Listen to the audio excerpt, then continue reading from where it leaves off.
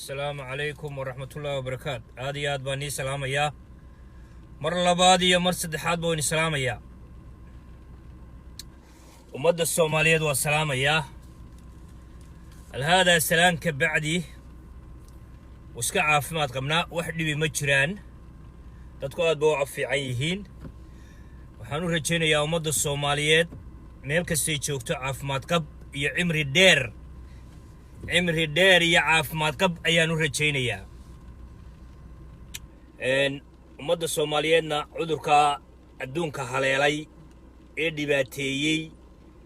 ايه بقدنت كوك اللي في ميلاهي وكبد بادي ومد الصوماليين ميلي تشوكتبا آمين ده مركا دعاء لغا يمادو ما انت وحينو كهالينا حالة الصوماليا وحينو كهالينا دني او اقبالي اما وسيردي سير راعو اما او تاقو شركي لورنشري اما لهشي دولده وهور فريستو لهشي ما هور فريستو ومدحوينيhiisa maslaxdo umada Soomaaliyeedna dhibtu ka galay afis weydiisto ayaynu ka hadlaynaa waxaanu ka hadlaynaa dhibaatada Soomaaliya jirta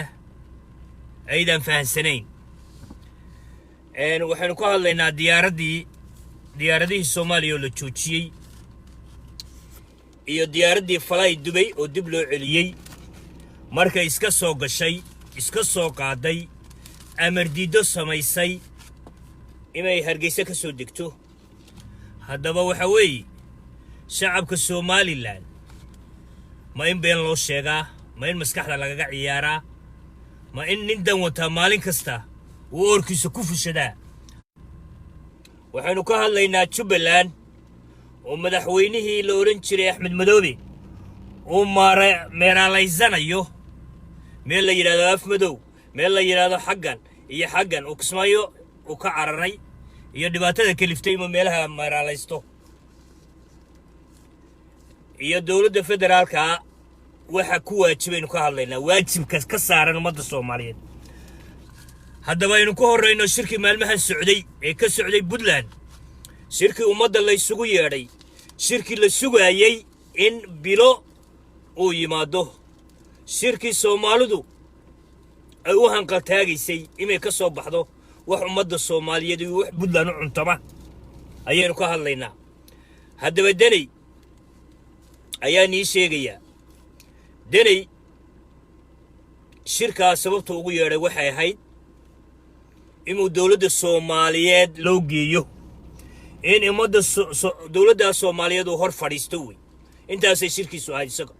wixii hadlaayay iyo wixii khudbad akhriyayay iyo wixii isceebeynayay iyo wixii meesha dawladda Soomaaliyeed ku aflagaadeynayay iyo wixii umada Soomaaliyeed meel kaga dhacayay iyo wixii umada dawlad goboleedyada kale aflagaadeynayay danay ugama cadayn danay hal mid ba uga cadayn danay in la shirkaasna uu ka soo baxo ila meel kasta qofka meel ba wuxuu qoran yihiin uu ka soo baxo kadibna uu go'aan gaadho isagu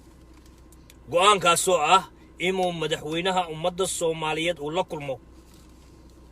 dantiisa uu ka raadiyo hor fadhiisto yiraahdo madaxweyne maxay inoo dana haddaba waxaan soo qaadanayaa arrimo jira Puntland reer Puntland shacabka waa la wareeriyay shacabka maskaxda sida Soomaaliland shacabkeeda maskaxda looga caday ayaa Puntland maskaxda looga xaday shacabkeeda in yar ba ku adeegata mid baan ii sheegaya arrintan ii sheegaya waxay tahay Cabdiweli soo garan maysaa ninka Cabdiweli la yiraahdo madaxweynaha waa uu oran jiray managu ma doonayno 4.5 ma xusuusataan ay reer Puntland oo dhan qaylin jireen heesa qaadeen murqaameen anagu 4.5 dooni mayno ma xusuusataan ma xusuusataan maxaa dhacay ayaama kadib maxaa dhacay in dawladda Soomaaliyeed u tago in 4.5 ki qaato in yira 4.5 ku waa sax Puntland maalin kasta ma dadka shacabka ayay been u sheegaysaa iyadoo dantooda gaar wata Cabdiweli arrintaas uu sameeyay Mareykan buu yimi adduunyadu socday wuxuu yiri wuxuu campaign garanay wax la yiraahdo no 4.5 wax la yiraahdo 4.5 wax la yiraahdaa ma jirto ayuu cabdiweli u kaambeyn gareeyay oo ka horeeyay dali ka horeeyay hadda bal hadalkayga dhageysta dadka shacabka in lagu tutuntaan ku sheegaya hadba kii soo maraa oo ku usaas ya shacabka in been loo sheegaan ii sheegayaan tusaya shacabka in maaweliyaan tusaya shacabka maskaxdooda in lagu ciyaaraan tusaya shacabka maskaxdaada in la xidho oo password lagu xidho oo wixii la rabo lagu sameeyo waa bahdilaad wuxuu yimi Mareykan buu yimi wuxuu tagay Yurub oo dhan buu soo maray cabdiweli wuxuu u kaambeyn gareynayay wax la yiraahdo no 4.5 wax la yiraahdo ma jirto wax la yiraahdo 4.5 adduunka oo dhan buu maray anaga waxa weeye haday UN timaado hadii cirka laga soo dego wallahi 4.5 yeeli mayno reer Puntland oo dhan ba gawaadhida ku qortay maxaa dhacay markaa meeday 4.5 ki xamar buu ka degay wuxuu wax la yiraahdo 4.5 waa qaadanay bal haday dhageysta 4.5 waa qaadanay ba ku xigtay oo meeday cabdiweliyow dadka sala u sheegaysay danu maaha Puntland 4.5 Soomaalina ma hadan waa in yaro madaxweynaha waagi isqabteen markay madaxweynayaashu isqabtaan ama dawlad goboleedyadu ay sharci ka soo bixi weydo shaqadoodii ayay dawladda Soomaaliyeed markaa ku waalataa cabdiweli reer Puntland oo dhan buu kiciyay heesaa loo sameeyay lacag baa la siiyay gacantu soo mariyay Yurubow gacantu mariyay Mareykanow Kanadow gacantu soo mariyay muxuu ku marinayay wuxuu soo sameystay barnaamij la yiraahdo 4.5 Puntland dooni mayso ayuu barnaamijkaasi ahaa gacan maris baa ahayd laakiin fahma gacan maris baa ahayd ila dad buu tagaya mad buu tagaya muxuu sheegaya markuu inta ka yimi maxaa dhacay waxa dhacay danay oo hadda aragna hadaba eega isna wuxuu soo saaray barnaamij la yiraahdo anagu xamar dooni mayno lana hadli mayno shir baanu qabsanaynaa shir wada tasi wuxuu ku sheegay ayuu isna bilaabay muxuu socdaa Maxamed Aado muxuu socdaa inuu hor fadhiisto wixii la oran jiray dawladda Soomaaliyeed laakiin muxuu marayaa wadadaas xaq u arkay inuu maro inuu isugu yeero inuu kharash ku bixiyo inuu odayaasha isugu yeero inuu koofiyadayaasha isugu yeero inuu aqoonyahanka isugu yeero maxaa ayaama ka dambeeyay muxuu yiri annaga dawladda Soomaaliyeed waan doonaynaa imaanu u tagno waan doonaynaa imaanu hor fadhiisano waanu hor fadhiisanaynaa barnaamijkiisuna intaas oo ahaa maya dadkii markaa qaylinayay maya ummadii lahayd dawladda Puntland iyo dawladdii Soomaaliyeed baa soo kala horjeeday dawladda Soomaaliyeed xaq ayay u leedahay inay dalkeeda iyo dadkeeda difaacato inay ummadeeda difaacato maanta ummadii adduunka hadda waa soo gabagaboobay adduunka hada cudur la yiraahdo coronavirus ayuu la liitaa nin waliba gobolkiisii ama meeshiisii la oran jiray wadankiisii kaasuu la tacaalaya wax lacaga oo ummadda hadda soo gasha oo wadan kale loo diro oo la aado oo biisla isaga noqda ma jirto wadankaas isaga isla tacaalaya xilli laba iyo loo kala badho iyo saddex loo kala badho iyo afar loo kala badhana lama joogo ummadda Soomaaliyeed hal meel baa laga xukumaya hal meel waa ka soconaysa gaariga dareewal kale la wadaya ma jirto dawladda Soomaaliyeed dawladda tii la oran jiray Soomaaliyeed iyadu waxay xaq u leedahay arrimaha dibadda iyada xaq u leh cid arrimaha dibadda faragelin kartaa ma jirto nin iska duuli karaa ma jiro nin diyaarad qaadan karaa ma jiro nin ummad kale la soo hadli karaa ma jiro lagama yeelayo lamana asbacayo ninka kale oo isla raba inuu Soomaaliya hawadeeda faragashado oo ila hawadeeda shaqo ku leeyahay diyaarad baa soo degaysa diyaaradu way noo imanayaan maxay ku imanayaan shaqo kuma leeyahay dawladda federaalka ayaa la dhigaysanaya shaqo ku leh ciidanka qaranka Soomaaliyeed oo la leeyahay xuduud bay tageen iyo maana la kala tashado iyo waa nagu soo socdaan dawladda Soomaaliyeed baa shaqo ku leh marka danay intaas oo dhan buu faragashaday wuxuu rabaa lacag inuu ka soo qaato banaanka wuxuu rabaa inuu ciidan qaran uu yiraahdo ma soo gali karaan gobolkayga wuxuu rabaa inuu yiraahdo dekadii iyo adduunkii halay keeno oo ana cashuurta qaadanaya wuxuu rabaa meel kasta inuu diyaar isaga raaco ma soconayso lamana qaadanayo mana jirto dadkana bal ilaah baanu ku dhaariyay danay inuu danaysta yahay waxaan ii sheegayaa inuu tiisa ka farkaro waxaan ii sheegayaa laba arrimood baa iska dhiga tiray wuxuu yidhi dowladda Soomaaliyeed la hadli maayo Crown Ferrisna oo adduunku xanibtay oo tiri laysuma tagi karo labada walaalaha guriga isku xiga isuma galaan nin waliba gurigiisa ku ekaado ayuu shirweyne qabto in ummadiisu u kalayo meel hool ku xidhay maanta ayuu ogaaday inuu Crown Ferris la yiraahdo wax tiro iskuuladii buu fasaxay maanta markuu dantiisii dhamaystay eeg intaas cashay socoti 15 cashay socoti waa diiday inuu shirki joojiyo war shirka jooji baan ku niri Crown Ferris baa jiray shirka jooji waa diiday waa qabtay ummadii buu sugu yeedhay hool buu geliyay ummadii wuxuu yiri wada socda iskuuladii baa furnaa maqaaxiyii baa furnaa meel hadda ogaaday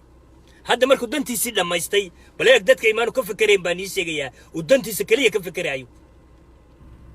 dantiisa kaliya inuu ka fakarayo waxa ku sheegaysaa hadda wuxuu ogaaday Crown Ferris inuu jiro uu leeyahay dhibaato soo adduunkii soo weerartay inana East African ku nool lahay Soomaaliyana kaga sii nool lahay dhibaato jirta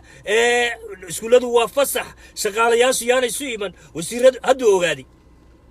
oo markaan su keenaysay waa jiree maxaa maanta khaldan oo shalay maanta maxaa cudurkii miyaa soo batay mustar madaxweyne ma waxba isbedelay maxaa dhacay oo shalayto aad u oran weydo wariyeenaan isu iman shirka aynu joojino oo maanta iskuuladii iyo dadkii iyo u xidhaysa because dantaadii baa ku fushay mustar denay balbalaar ma dantaadii baa ku fushay waa dhibaato waa ummadda Soomaaliyeed danta aan laga lahayn oo hadda laga yeeshay waa ummadda Soomaaliyeed looma naxayo loo niximaayo lama rabo in loo naxo lama rabo in la eego maanta xamar buu socdaa maanta wuxuu baryotamaya wasiirada waxay yiraahdeen naga hadho bal madaxweynaha ballan kaaga soo sameey eeg hadda ballan buu raadinaya awal waxa leeyna si raac u diiday hadda ballan buu raadinaya bal dhageysta hadda ballan buu raadinaya madaxweynuhu leeyahay ballan ha layga sameeyo ballan ha layga sameeyo madaxweynihi waxa leeyahay si raaci karti jaale madaxweyne wasiiradii iyo xildhibaanadii way madaxweynaha ballan kaaga soo sameeyna arinta hadduu nagu adoco oo ballan kaaga soo sameeysto waa ku keenina waana ku hor fadhiisinayna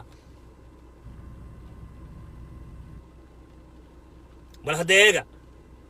bal ninkii la lahaa war madaxweynahan ku geeyno war madaxweynuhu lahaa war ii kaalay aniga ii kaalay inta aad duulaysid oo mar Kenya u duulaysid mar meel kale u duulaysid ninkii ballan buu raadinaya annaga iyo isagu hadda farmaajo oo simana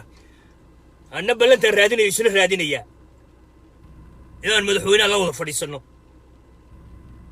haddaba waxaan u sheegayaa madaxweynaha haddii uu yeelo inuu la fadhiisto waa inuu si Soomaalinimo u la hadlaa waa imaanu ku taageerin because eeg waa qabyaalad baa la rabaa in lagu taageero qabyaaladuna waxa la dagaalamaya reer hebel baanu nahana la taageero maxaa lagu taageero Soomaalinimo la raadinaya qabiilkii waa laga gudbay hana la taageero oo waxana la siiyo oo anaga hana la eego waa qabyaaladii oo naaxinaysid waa qabyaaladii oo taageeraysid ka yeelin jaale madaxweyne waxa tiraahdaa mustadani governor baa tahay governornimadaada ku eko dalkan iyo dadkan anaa madaxweyne u ah intaan joogana madaxweynaan u ahaanaya jaale madaxweyne saa ku dhaninka hadduu ku yimaado isku kindiri maayo iska celi laakiin waxa tiraahdaa aniga dalkan madaxweyne ka adigu shaqadaada u qor shaqada ma garanayo wixii hore aaminsan yahay waxyaalo been oo loo qor aaminsan yahay waxyaalo qabiil ahaan loo sheego aaminsan yahay u qor waxa tiraahdaa lambar 1 waxaad mas'uul ka tahay dawladda hoose lambar 2 waxaad mas'uul ka tahay gobolkaas aad ka ururisid cashuurta lambar 3 waxaad mas'uul ka tahay ummadda iyo dadkaas halka degan ayaad مسؤول وتهاي دولة فدرال كأ سأقول شرح شغدي سيبانو قرنين كفكو هادو شغدي سأنو قرنين دعدع بتدعدع ودعدع يا كفكو يانو كودعين يانو كوريرين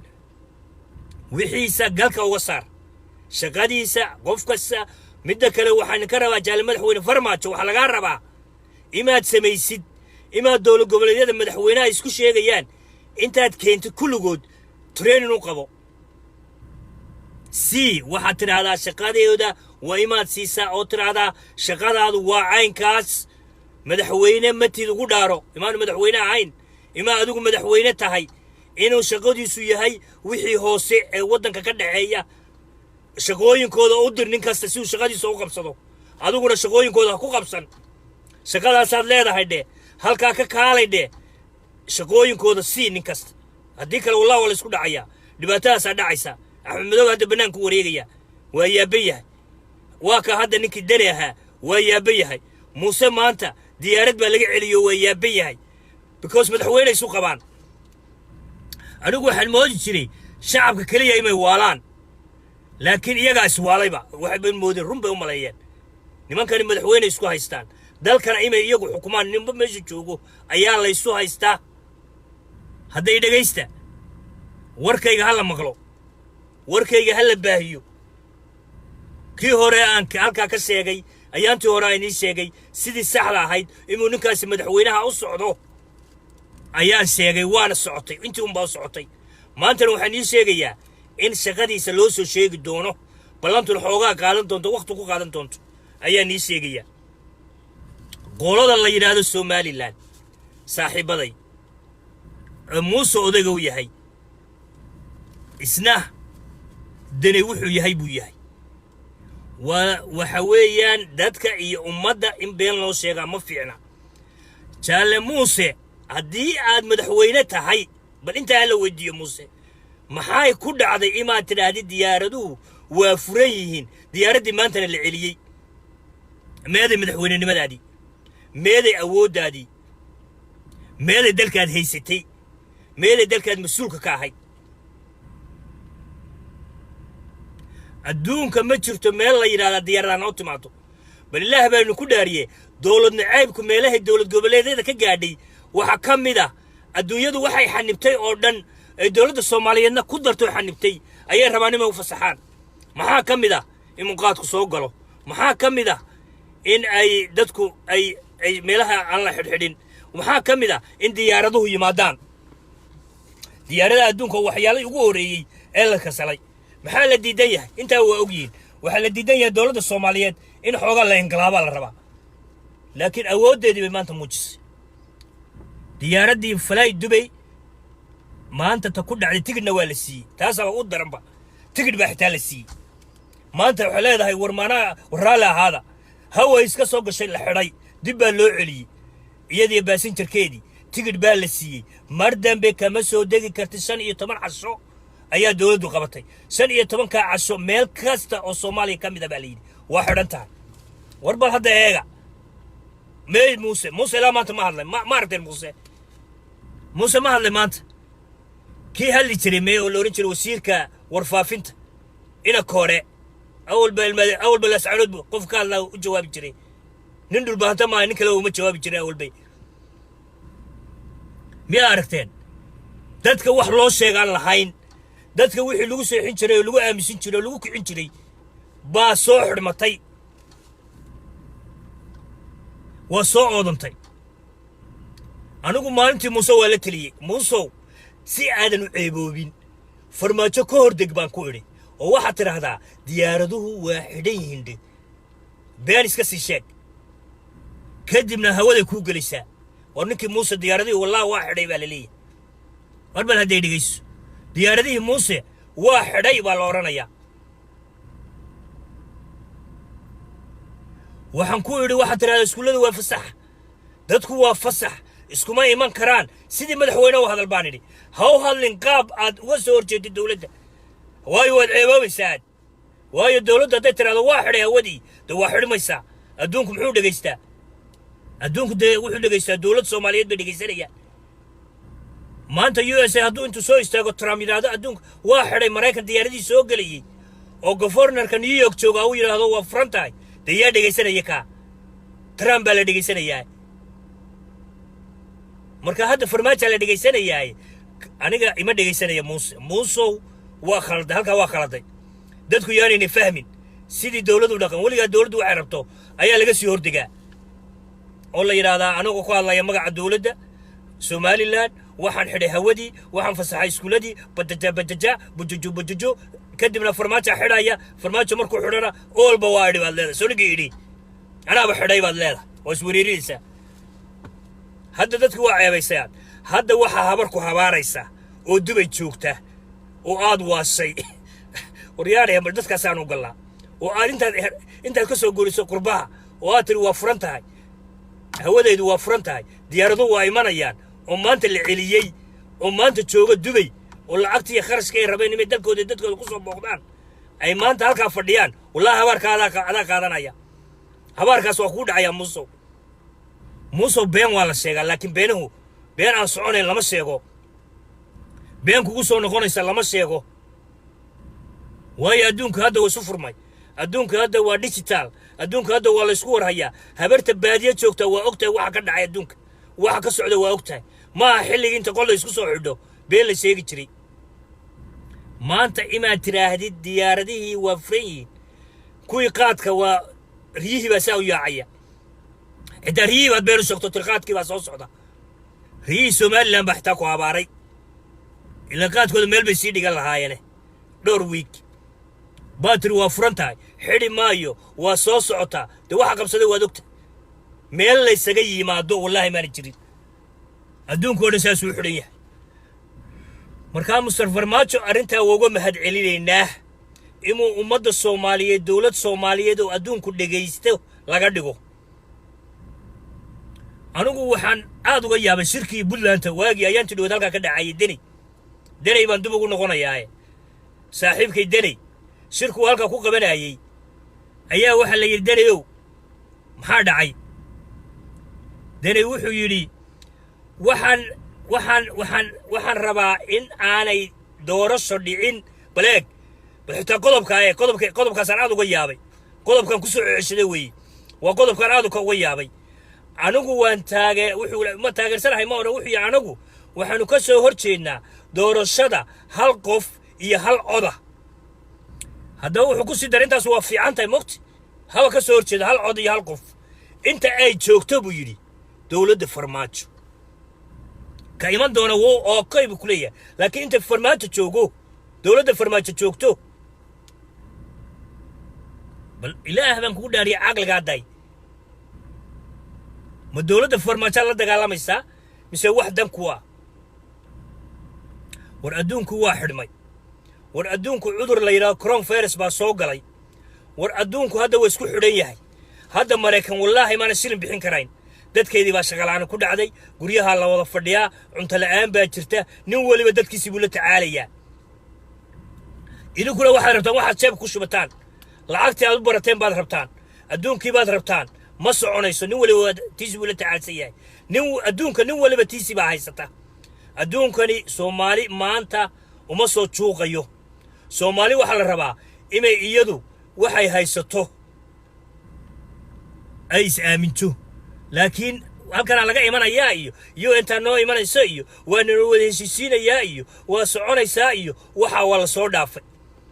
shirka waxa la rabay in ay inta soo gasho oo la yiraahdo maxaa dhacay xaalka si waagi hore mahiiga iyo meel waagi joogeen sheekadii bay rabaan inay socoto wali raalli ahaada shir baad qabateen baa la yiri shirka ha qabanina walaalayaal raalli ahaada dawladda federaalka anaga la hadli doona anaga inii kala dab qaadi doona waxaasay rabeen waa shirkii mid saddex cusub siciid ka hadlimayso mise Soomaalidu oo dhan waa wada careysantaa shirkii bay habaaraysa ana ugu horeeyo habaar baa saa u saaray dadkuna way ka daba saareen shacabkayga markaasuu yiri waryaahe war baleedatan maxay tahay ummadii Soomaaliyeed oo dhan shirka ka soo horjeestay markaasuu soo orday markaasuu shir jaraa'id qabtay labadii arrimood oo aan idhi war labada arrimoodba waa loo baahan yahay intuun bay ku soo noqotay madaxweynaha jamhuuriyadda Soomaaliya Farmaajo waa la kulmaya xamarna waa ugu tagaya wufuudna waa sii kaxaysanaya wufuud baa tiriya ummadoo dhan kaxayso wixii meesha ku joogay dhan kaxaysa daarabti laakiin hal mid baa la rabaa shaqadaada in lagu sheego Mr. Deney balbalaarka in shaqadaada lagu sheego waa lagu khasban yahay waxa rabti kaxayso arrintaa waad igu diiday war madaxweynaha u tag baan ku yiri oo madaxweynaha yeel oo aqbal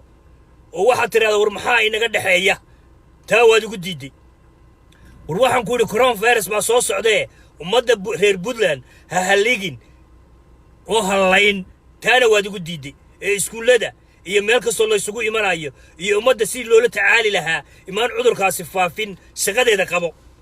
taana waad igu diiday waxaad jira shirkaas ma qabanayo ummadda way isu imanaysaayo annaga nama qusayso annaga reer Puntland cid lagama helino annaga haddaan cid laga helin soo dadkaas iman maayaan keeni maayaan soo dad iman maayo soo in lala tacaalo ma la iska fajignaado ma waxa weeye kaliya in cid laga helo de maaha in cid laga helo waa in lala tacaalo dadka ku imanaya oo ka imanaya banaanada armaysidaan Puntland oo dhan ka dhex baxdaa waa khatar ummadda Janice aad siinaysid wey taana way iga diiday labadaydii oo maanta ku soo dhacay maanta intuu jaraa'id qabtay wuxuu yidhi anigoo adeeray waxaan adeecay waxaan yeelay wixii loo soo jeediyey anigoo u tanaasulaya shacabkayga Soomaaliyeed dadka Soomaaliyeed waa hore ku arkeen inaad waalan tahay mar hore ku arkeen inaad khaldan tahay mar hore ahayd inaad la tashatid mar hore ahayd taladooda inaad qaadatid ma maanta saxsan yihiin markii ay ridu iska soo xidheen kiyaabkiisa wabal adduunka daya warqadii yarayd meeshu waxay leedahay afayeen bay leedahay afayeenkii dhammaa waan u warsan gelaya wuu diidan warqadii uma akhriyo yaa u dhiiban juxa xitaa waa ku hadleen waayeen waxay arrin armu khaldaayo meel ka khaldaayo ilaa hadhowto meelaha ka baqaayo khaldaa war naga tag bay ku yidhaahdeen juxa yidhahdeen akhri juxana waa ku margaday markay wasiiradii ka dareereen mar biyo ku deji wasiiradii buu arkay biyo saasuu xadreeyey aad moodaa nimankii waraaba baysale calaa Muhammad xerti waad u malaysaa saasuu iska guray markay wasiiradii meesha ka dhaqaaqeen oo dadkii nafta lahaa oo dhan oo Soomaalinimada dhiigga ku jirtay oo Soomaalinimada rabay markay ka dhaqaaqeen ayuu isna ayuu biyo ku margaday iyo hadalkii nin dhan oo wuxuu ahaa wasiira nin dhan oo wuxuu ahaa aqoon-yahana nin dhan oo wuxuu ahaa juxa Soomaali rabtay inay madaxweyne Soomaaliyeed uu ka noqdo rajo kala ahaa ساسو بيا وعبيا كسرير بعضو تكتي وحي أردن بعض واحد سيجسد هدا دت كذا دعين كرت أديك بكذا دعويدي أديك بكذا دعويدي شوي أديك آخري أي ياوي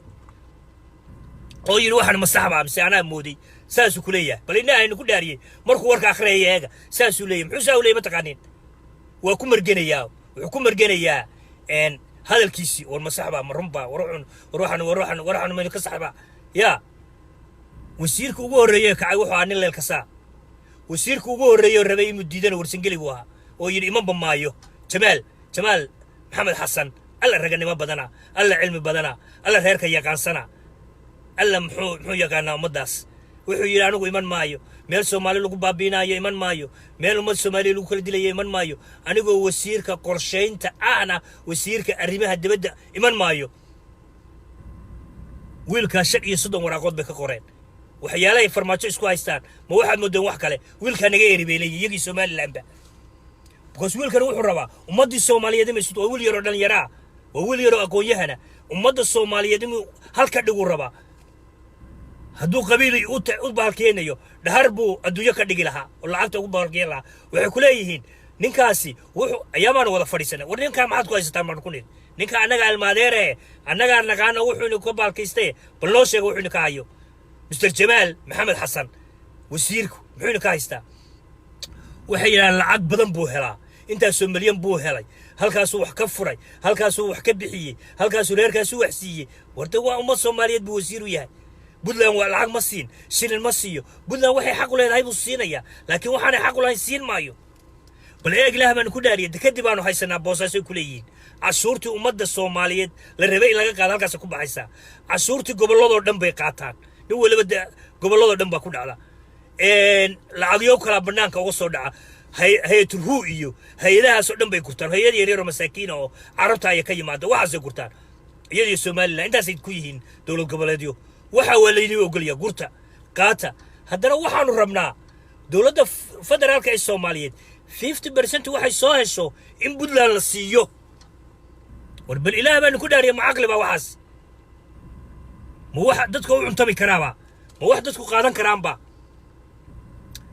wiilka yar oo la yiraahdo wiilka yar leelka sana oo la oran jiray maxay oran jiray magaciisu muxuu ahaa wuxuu ahaa Sidiiq Warfaa saaxiibkay waa ninka ugu horeeyay ka kaca leelka saa waxa weeyaan waa waxa la yiraahdo war ragga ugu fiican waa dadka ugu fiican dadkaas adhoota waxa oranayaan waa laangaab waxa laangaab nin Soomaalinimo diideen waxa laangaab ninka Soomaalinimo ka cararaya كاسا لانقابا كسومالي نما لقا وايي لقا أقوايي كسومالي نما أنو داناينين كاسا لانقابا وحلو عريا لانقاب نمو لكن الصومالي نما ربا وصومالي دونيا دي لانقاب ما لانقاب محار لقو نقلا محاسن لقو كلمة لانقاب بانقران واي لانقابات لانقابات بل ني الصومالي كعرونيا وصومالي وين كعرريا مكاسا لانقاب مساكي صومالي ربا كاسا كتغي لالكاسو وحوي وداد آدو فكرة مسكح بدن واني مانكا كليا آن أركي وأدونك مركي اللي يمي قربان اللي يمي صومالي لعاقتي أودن كقاطي هلو حلالي وصميين وحينا وحا قالوا دن وحراموي انتي وقبتين واني من بلا أدونك أودن بيسا وقبتين ويرادين ما جرتو صومالي واقد دادكو عصبايين لعاقتو أودن يقا قرطي واني من بلا واني من آدو ولعاقتي عل ورقيدو واتشعل هاي نمانكاس لالكاسا waxay sameeyeen hilib xalaal baa wada furteen waxa ku leeyahay halka gasho waa xaraada halkaas ka soo qaata meesha ka soo qaata waxa ku leeyahay la xaraawi maalinta dambe sireen leelka soo wabele maalinta dambe waa sireen laba sire qabsadeen ba ka yaabay leelka soo shirkaas ay qabsadeen waxay yiraahdeen wadamada gaalo oo dhan Yurub iyo Mareykan ba hilib xalaalayna ku furnay wayman hilib xalaal ka furnaa Sacuudiga iyo Imaaraadka iyo Sacuudiga ay aadeen nimankii beladaha leelkaas kaas waxay yiraahdeen waxaan rabnaa imaan hilib xalaal furano يا أخي والله مجنون والله كلي والله حلال بيرادين وروحنا وهذا حلال بيرا وأنا نوالسان أرنتا وكيابي مكت أرن كلا يسمينا للكسوا وكيابي وحيراني هو لو ريرو عدك بين دحده وجرنا رير لا يراد متشرتين يرير لا يراد هبر قدر محي مقاسل وين قبدي وسوينا قام بدنا لعنا واحد سنة أن قرسنو صدق أنا قرسنو بيرادين ونبي بلا مكت صدق حدينا أنا قرسن waxay yiraahdeen qofka ninka guursada ku labeeya lacagta hilib xalaalada haaf bu kuleeya xalaal baa loo furaya ninka guursada marka gab ka siiyeen waa wada guursada hadda nin leelka saada weydiisid 3 iyo 2 iyo buu leeyahay markay guursadeen kuma darin lahawna badi gabadhun bay dhalaan war wallahi ajaayib arag delo waxay lahay bata mugti gabadhun bay dhalaan markaasay furaan bag hadda aragtay gabadh single mother oo gabadh wadata wallahi leelka safray bal weydii wanima ajaayib mugti marka nimankaasi waa ninkii ugu horeeyay ee ka kaca shirka Puntland ka kaca wasiirkaas wasiir leelka soo waa ka tagay waa diiday arintaas billaah baan ku dhaariyay arintii waa diiday waa ka kacay Soomaalinimada ayuu raadinayaa Soomaalinimada waa ninka kaliya ee soo jeediyay intuu soo fadhiistay si sax ah ula hadlay ninka la yaadanay wuxuu yiri jaaladalay hadalkiisa iyo qudbadiisa dadka kale waa amaanayay danay waa nin fiican danay waxa weeyaan danay waa sideer danay shaqo fiican bay qabtay Puntland waa hooyadii kan Puntland waa sideer Puntland iyo danay bay amaanayeen intuba isagu intuu soo istaagay buu yiri jaaladalay waxaanu ka rabnaa in aad dadka dawladda Soomaaliyeed aad ku xaq dhowrtid waxay xaq u leedahay adiguna waxaad xaq u leedahay annaga xildhibaan oo ku doonayna bay yiraahdeen hadda bal dhigaysta annaga ku doonayna warka yaro leelka soo ina hebel warfaa maxaa la yiraahdaa Sidiiq warfaa annaga ayaa ku doonayna annaga midhaanuguma kalsoonid xildhibaanada iyada gobolka u jooga xagga u jooga haddaba haddaan nagu kalsoonayn waxaanu rabnaa imaadna raacdid oo aadna la tagtid xamar waa ninka jaaniska siiyey inuu raaco oo aadna raacdid oo madaxweynaha kuu geyno oo madaxweynaha waxaad sheegtid aad ku cadaysid ku caday ku nin been sheegay kule kala ku caday oo dhiba kale ka soo bila ku caday bay ku caday wallahi reerka ku caday wala ku caday waa hadda ku caday waa ka xaraaqa mugti ninka la yaadanay ku caday ku xaraaqa kala ku caday madaxweynaha ya hadda da waa ka yiri oo tagaya ninkaas waa ka yiri oo tagaya marka waxa weeye waa rin ajaayib weeye mugti waa rin aad u ajaayiba marka daray saaxiibkay jaaniska hal la siiyo madaxweynaha Soomaaliyeedna laftigaaga waxaanu ka rabnaa oo aan kugu waanina ummadda Soomaaliyeed aanu nahay war ummaddan shaqadooda iyo waxay qabanayaan u sheeg war heede wuxuu qabanayo iyo wuxuu rabo u sheeg dadkan shaqadooda u sheeg lacagtay xaqa u leeyihiin si lacag baa laga raacay bal hadday dhegayso hawadaada ciidankaaga adaa shaqo kule bal ilaah baan kugu dhaariyey ninka diidan in la mideeyo waxbarashada muxuu Soomaaliya haya talo Soomaaliya haya maanta ninka la yiri war waxbarashada hal la mideeyo oo waxbarashadii wiilka xamar ka soo baxay iyo wiilka cadaado ka soo baxay iyo wiilka hargeysa ka soo baxay isku si imtixaanka looga qaado oo diidan wuxuu rabaa xaq darro ah inuu wiilka sanaa ka yimi iyo wiilka bari ka yimi iyo wiilka ka yimi meesha la yiraahdo mudug ka yimi imaana isku wax qaadan imaana isku la shiib rabin wanin campaign gareynaya wanin raba inuu waxa raadiyo wuxuu sameysanayaa qiil ma raba waxbarashadii waa diiday waxbarashadii yaa la midayn buu yiri waa yahay ciidankii qaranka ee ummadda Soomaaliyeed annaga haddaan reerka nahay inta noo geliyo inta noo soo tabara noo soo celiya yaa la midayn buu leeyahay walba aniga lama arag kaalaya maxaa la qabanaya ciidankii qaranka ma raba in la mideeyo oo waxbarashadii ma raba in la mideeyo bal maxay rabaan markaa oo la rabaa dawlad goboleedyadaas bal muxuu rabaa Mr. Deni aniga shirka haddaan tagi lahaa walla iyo billaah ana waxa ka dhici lahaa wala isku baabi'i lahaa runtaan u sheegi lahaa Deni وانا أشياء هذه الشير وانا الشعل هاي ما نشيكو تضيو بدن بيسوعة وريربود لنا وانا نعبتها محانا كنا عبادة كنت عينكم قبلاتين محانا كنت على محانا سكونا اسكو رير بيننا هذا اسكو رير ناينا وانا نعبتها من عيب كورت محوية الصومالية سيكتا بليا اي سيكرا وانا نعبيها هبل وانا نعبيها بكورنا يا بددن محالونا ومدن والشيخ إيا الشريف إيا أقويهن إيا محالونا محاسن لو على دتك مرونتا إن لو شيغا لو جعلادا ما بينتا إن لو جعلا لو جعلادا maxaa Soomaali lagu nacaa maxaa lagu jeclaada wana nacabta be kooraya Soomaalidu walaal wana nacabta waqti ba ka buuxda ka beenta u sheega wallahi billahi meeshii Puntland waa kala tagtay xeeb bay leedahay bad bay leedahay madaxweyne leedahay wallahi waa xaweey caadi maaha shan gobol bay haysataa Soomaaliyada ugu fiican wallahi ninkaas waa nin raga libax weeyaan bay kooranaya because beentay ka helaan beentay jecel yihiin imay run ku noolaadaan ma rabaan imay run raadiyaan ma rabaan beentaasay rabaan in la isla isla wareego laakiin haddaad tiraahdid war ummadda Soomaaliyeed waa soo baahan tahay hadda nimankii aaraareedaha maalindooda waxaan war nimankaan ugu taataabanina nimankii afmaymayna waa ku maageen af Soomaali hadaaba jeeb juujeedaasay gureen Puntland bay maagayaan waayo Puntland intay soo istaagtay waxaana shaqo ku leen barshilka yaa u dirsaday sir dhan oo reer Puntland leeyahay Puntland ka tarsanayso ayay waxay ku soo dareen waxay yiraahdeen doorashadii ka dhacday South West waa khalad bay ahayd bal yaa u dirsaday hadda anigu fahmi waayo waxa xitaa aaraareeba ku caayeen afkooda afkii raxan weyn bay ku maagayaan bajaja hadda yaa ka reebaya yaa u dirsaday bay yiraahdeen yaa shaqada geliyay anaga qofka iyaga rabna dooranay dawladda Soomaaliyeed baanu jecelahay doorashaanu galay doorasho xaq iyo xalaal aanu galay ninkii dhamaa adeegsmaayo Jubaland ninkii dhamaa oo loo diray oo Axmed Madoobe ahaa ilaahay inkaar buu ku saliday socod mar wuxuu tagay tuulooyin yar kabii waa ka dhamaadeen garkii waa ciroobay madaxii waa ciroobay sidii Axmed Madoobe hore la yaqaanay la awal Madoobe iyo adduunyo iyo bumarsan jiray waa la bisan jiray wixii balo jabhadeyntii buu bilaabay jabhadeyntii hadda tuulu tagaya laba ilmaadariis isla soo sawiraya dawladda Soomaaliyeed waa baalkeysatay wuxuu garan waayay waxba dhaama Deni inuu ilmaadaradiis ugu yeedho oo yiraahdo warka kaale kilkana ka kaalaya meesha la yiraahdo Kenya ka kaalaya in isu kaalaya aynu tashano